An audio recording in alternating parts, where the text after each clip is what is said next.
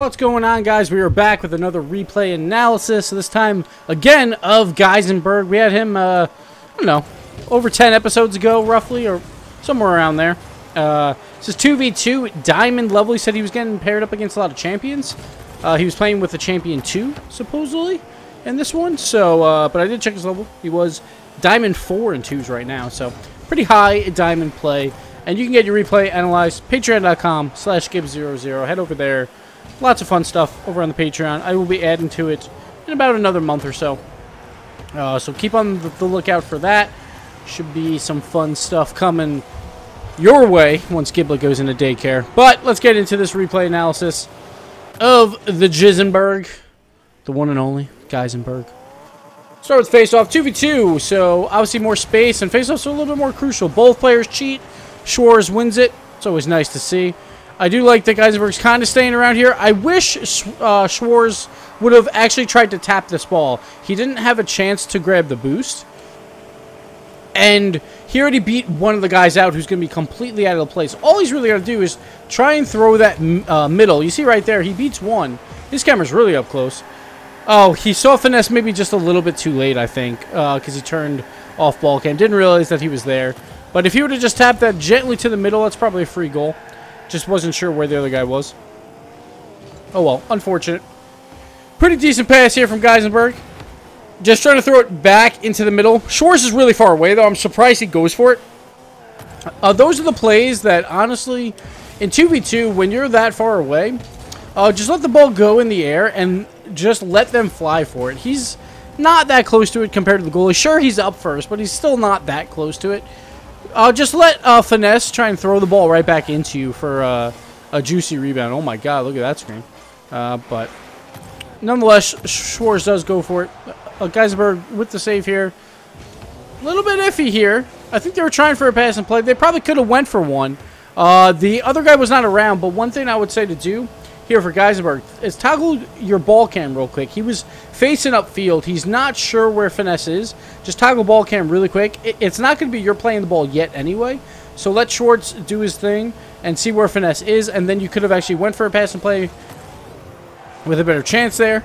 But Schwarz does a pretty good job here by a solo dribble. Throws it over Finesse. And then Schwarz tries to finish, just barely doesn't. I'm surprised Dog didn't actually challenge this in the air. This is actually really good patience here from Dog. Because, honestly, most people are going to dive at this thinking it's a goal. But he just doesn't go for it. I'm not sure if he didn't notice it. But that screws up Gisenberg, obviously, because Schwarz went for it. He wasn't sure if Schwarz could recover in time. And this is just kind of like one of those miscommunication plays where you think Schwarz is out of the play, so he's going to be rotating back. But he actually had a decent opportunity for it, so he went for it. A little bit of miscommunication. Not much that you can do there. Like, obviously, trying to be a little bit more patient, sure, but it was a good scoring chance, so I don't blame him for trying for it. Here we go. He's just picking up some welfare boost to hold him over. Now he gets the big boost. He probably actually could have just went for this mid boost. Once he sees that challenge won, Dog is not going for the mid boost. I guess if Dog would have turned around and went for the mid boost, it's not as safe. So maybe that's why he goes for the safer boost grab. But he could have already been mid. It didn't matter in this case, but something to keep in mind. In 2s, boosts will be available more often than not in that midfield because there's less players going around. So you should always look for that to try and get a better position. Here, Finesse just whiffs, so it turns into a pass right to their goalie. But it's okay. Now we just got a little bit of ping-pong action here. Schwarz following it up. It looks like Schwarz is the very aggressive type. And it seems like Gisenberg is kind of trying to figure that out right now. Like, he's sitting middle, waiting for some passes from him. Schwarz is kind of going up and down the field on both sides, which is fine. Like, some players like to play that way. Personally, that's how I play 2s. I'm very active on the ball, and I just try and make the other team make mistakes and just let my teammate get free shots because of it. That's just how some people play it. As long as the other guy knows that and is playing a little bit more passive, then you're okay. Here, this isn't the greatest challenge in the world. He tries to throw it forward. He doesn't really have to throw it forward, but it works out anyway. These are the challenges where I would say just try to not let them hit it. Like, if he throws this up the wall to the left, you see how Finesse is already out of the play. He's turning around. He's already, like, near his net.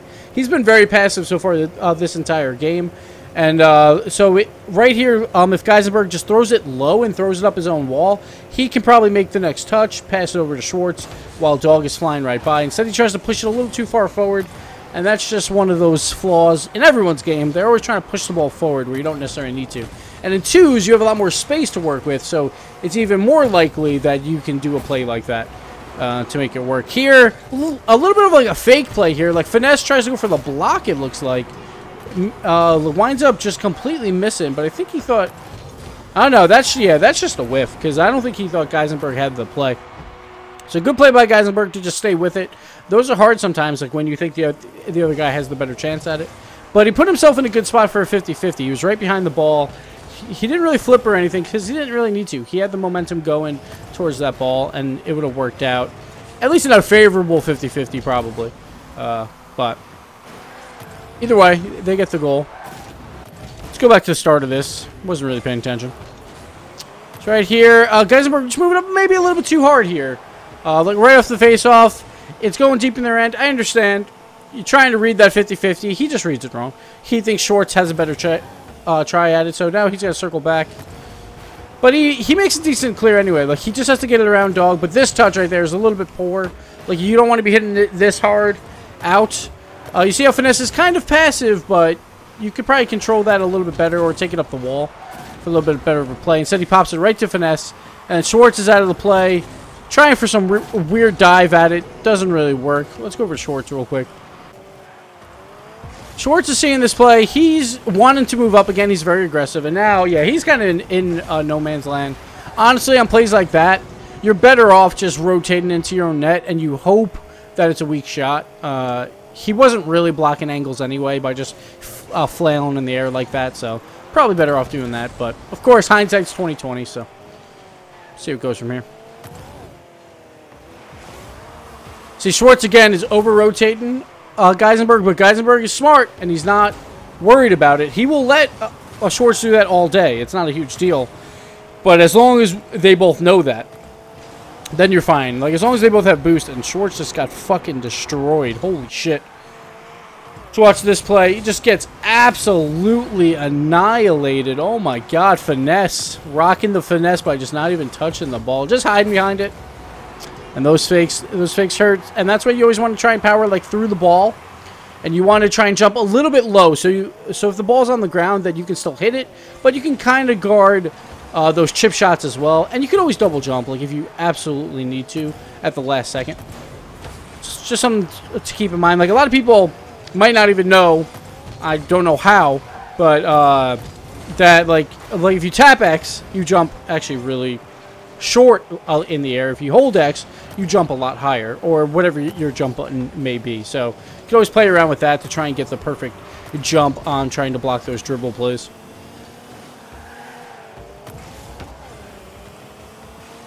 All right, Schwartz trying for the center. It didn't really work. He's trying for a demo here. I don't like this play at all. Like, it's not really going to do much, probably, because this should have been a better clear from Finesse, personally. I would have just circled around towards the midfield side and guarded against the other wall. Or you wait for this ball to come out like this. He still does make it around because he's just trying to be a nuisance. I just didn't like that particular play where he was trying to be a nuisance. It didn't seem like it was going to work that well. It almost did anyway because Finesse a really bad wall clear, but works out there. Like, good play here by Gisenberg. He just kind of points Dog to the left and doesn't get baited by that. He wasn't sure where Schwartz was, I think, but he was just worrying about Dog trying to get it by him. He was trying to just guard it by driving, like, alongside the ball, and that's perfectly fine. Schwartz does come in for the tackle. They might have communicated that because it looked like Gisenberg let up a little bit for Schwartz to come in. And then, unfortunate for them, just no goal here. It's close. Like, Schwartz could have had one there, missed. And then Gisenberg's so close as well. Like, I like the bounce shot idea here.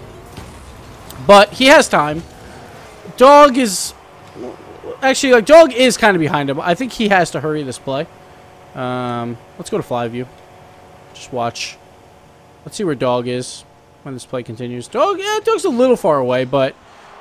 Yeah, maybe he could have played it off the bounce, but it's hard to tell with Dog there. I think he was... Maybe trying for the outside corner is hard because, like, I would normally go near post here, but Finesse actually guarded the near post really well. And that's when you just have to try and read where the goalies are and try and choose where you're going to shoot before you jump. But again, it's hard because right here he jumps, and as soon as he jumps, like, Finesse is already turning for the near post. But this is where your double jump comes into play, where you can do some side flips and stuff to change the direction of your hit on the ball at the very last second. Instead, he goes for the power and just, like, the front flip into it, or diagonal flip into it. He could have maybe done a side flip and tried to side flip left and just chip it to the outside post. But didn't work out there. Nice play there. I would have probably preferred him kill this ball or just... Yeah, like, he couldn't hit it off the bounce. He sees Dog coming in. This is good pressure by Dog, though. He forces this play to happen. And even though Dog just completely whiffs, it turns into a really easy play for Finesse. And Finesse gets to do, like, a decent chance here for, like, on the offensive side. And that's just because Dog is trying to be that nuisance on their side as well. Very similar to what Schwartz is doing on the orange side. Schwartz with the clear. Let's see if we can get the tag team pass. Almost. He tried for it. The double pop aerial kind of failed him here. Might not have needed it, but I think he ran out of boost, so he tried as a last gasp.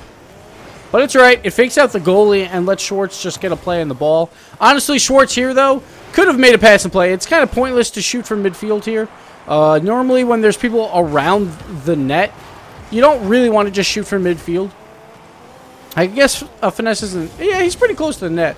He turns around, though, and makes a really solid play. Like, I think he was going for inside post because he saw Finesse cheat for the outside. But he had a pass and play opportunity with Gisenberg. Even though Gisenberg had 0 boost, all he needs is a lateral pass, and he can change that momentum from sideways to forward real easily with 0 boost and get a decent shot.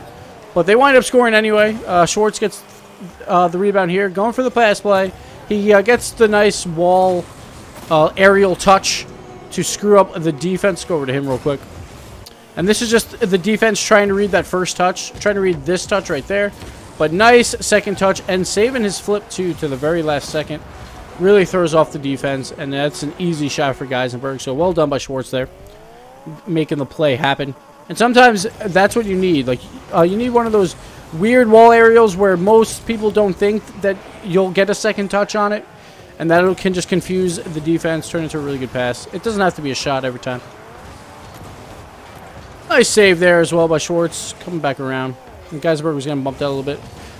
But once again, it seems like Schwartz trying to take maybe too much command. Again, he could have passed it to Gisenberg. But once again, like, Gisenberg is a diamond. Schwartz is champion too. So Schwartz knows he's probably going to try and hard carry a little bit more than Gisenberg. And Gisenberg is playing passive because of that as well. So it's a little bit of both coming out from them. But a few times Gisenberg has made himself available for a pass.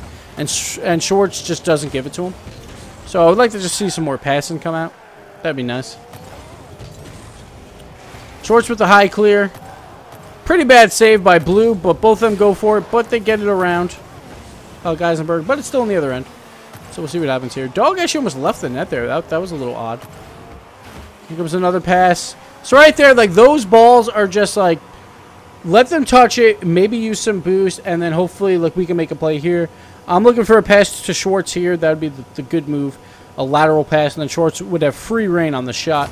See what happens. Nope, he just throws it right back to Finesse. A little bit of a bad aerial here, but he could have tried to tap that over to Schwartz. It looked like Schwartz was coming behind him, and behind him anyway, so it didn't really matter. But now we're at 0 seconds. Schwartz keeping it up, beating both players. Can Gisenberg do it? He does by a centimeter. Super close. Very good play by Schwartz here to keep the ball up. This was actually a little bit panicky. For me, I thought. Like, right here, when he taps that, I was like, oh, God, he might not get this over on just but he does. Beats both. Now, this is just very bad clock management by the blue team. Let's go over to... Probably, I would say Finesse is probably the worst one here. Like, it's about to hit 0. There's no point of charging him here. Wait like an extra little second to make a play, but then Dog also, like, dude, you're at 0 seconds. There's no point of you being like at midfield right there. Just make Schwartz carry that ball all the way down the field at least, and try for a better challenge than that. But bad clock management hurts him there. And Gisenberg just sneaks that shot in, but well done by Schwartz to get the first dribble miss, continue with the dribble, and get that 50-50 win. It was a little lucky, of course. A lot of 0-second goals are, but it was a solid play. A little bit of miscommunication there, but they should be fine. Schwartz on the way back. That time he looked like he was trying for a pass with Gisenberg. So, like, there's been twice Schwartz has tried for a pass and Gisenberg wasn't there, and then twice where he should have passed it. So they're just a little bit off on their passing game, but they're still playing okay. And I don't know what Dog was doing there, but that was a really bad play. You saw Dog flying out of the corner of your screen here. I have no idea why. Gisenberg is right there. And also, it's not even an angle for a shot. Like, this ball is not going to be shootable unless you're like a Devo or something. Like, that is way over to the left. He would have to fly around the ball and make the shot. That's not what you want to do in overtime. It's not what you want to do ever in twos when you're that last man back. And just a really unfortunate play by him. And Gisenberg, he recognizes it right after his first touch. And honestly, his first touch was great because it laid it out perfectly for him. Schwartz there to just protect it. Then doing the douchebag thing of stealing the goal, that little fucker. But that's the game. I don't even know if he got credit for that. So he probably did. But he had some good passes earlier on. But Gisenberg takes the win, takes the game. He'll be champ soon. He was Diamond 4, I think, the last time I checked. So we'll see. But that'll do it for this replay analysis, guys. Thank you guys so much for watching. And thanks for all the support on Patreon. We'll see you next time. Later.